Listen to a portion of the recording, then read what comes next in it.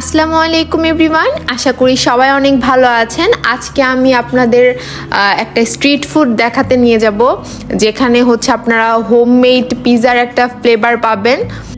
চলুন আজকের ভিডিওটি শুরু করা যাক।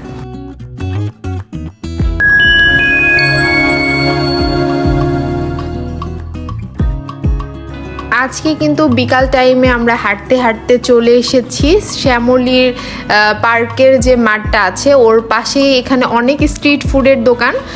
তো এখানে হচ্ছে একটা পিৎজার ভ্যান দেখে আমার একটু কাছে যেয়ে দেখলাম ওরা হচ্ছে একদম আপনার সামনেই হোমমেড পিৎজার মতো পিৎজা বানিয়ে দিচ্ছে।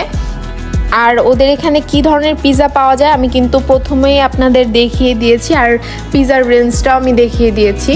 এখানে হচ্ছে একদম ওরা